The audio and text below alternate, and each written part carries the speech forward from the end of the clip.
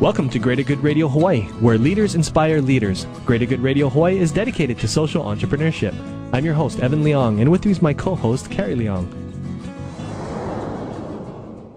Her keynote position for Hawaiian Electric Industries Inc. and American Savings Bank has set the tone for her to become one of the most powerful female business leaders in the entire United States. To her, leading her subordinate towards one direction, one goal is key to successful governance. As a leader, she employs a visionary organization as opposed to visionary leadership. She rebuilt American Savings Bank with the mindset of getting the most out of each individual in her team. Please welcome to Greater Good Radio, President and CEO of Hawaiian Electric Industries, Connie Lau. Welcome to our show, Connie. Thanks, Carrie. So, Connie, how is it for you being one of the few females that's CEO of a Fortune 1000 company? You know, I really don't even think about it. It's a job, and I love doing it. I love all the people, and so the significance of being a 1,000 company or a Fortune 500 company just doesn't really make me stop and think. Was that your aspiration when you were younger, to be CEO of a big company? Absolutely not, Evan.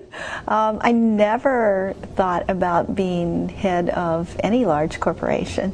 I think when you grow up, and I grew up in rural Oahu, I just kind of grew up like probably most everybody else in Hawaii, just doing your own thing, and I just found my way to the top over time.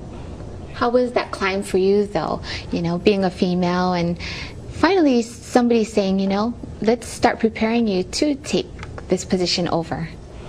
I think it has a lot to do with. I think I was a pretty obedient kid, and so.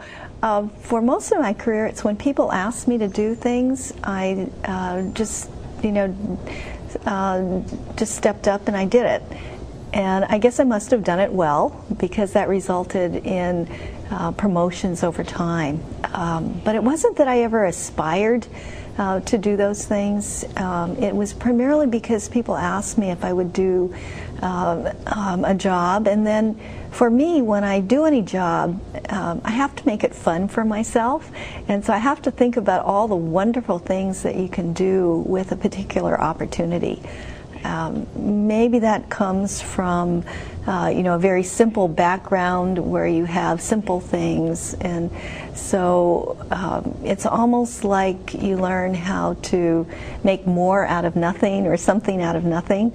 And so that's a lot of what my life has been about. It's taking really small opportunities and making them into big opportunities. So can you give us an example of a job that you made fun that initially maybe wasn't fun? Well, see, I don't really think about jobs being not fun. But I think of possibilities. You're pretty positive then. Yeah.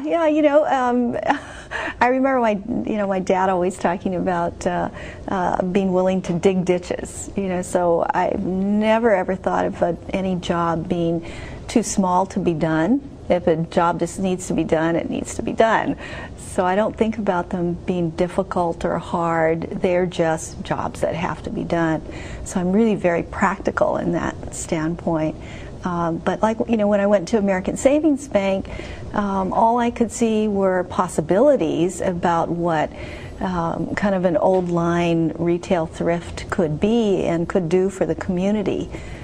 So that's the kind of thing that I do, is just walk into situations and see all of the wonderful possibilities that you could do with just about anything. Is that why you think you went into law in college? Because you knew that you could help people, and there's a variety of ways to hit a solution, and it's trying to figure out a creative way so it's a win-win for everyone? I actually went into law. That was part of the being obedient part, because my dad, from the time I was really little, had talked about, well, I should go to law school and I should go to business school. And so when I came out of college, that's just what was kind of ingrained in my head. I guess I was indoctrinated to think that I would always go to law school and I would always go to business school, and so I did. What's the reason that he wanted you to have that background? Well, I think it's because he grew up in Hawaii at a time when there was actually a fair amount of discrimination. And so he felt that law school was a really good way to learn what your rights were so that nobody could really push you around, and that you could take care of yourself and take care of your family and take care of your friends. So, he always talked about knowing the rules, knowing how the establishment was put together and how things operated so that they couldn't be used to, discriminate against people or to not provide people opportunities that they really were entitled to and deserved. Thanks for tuning in. Stay tuned for more on Greater Good Radio.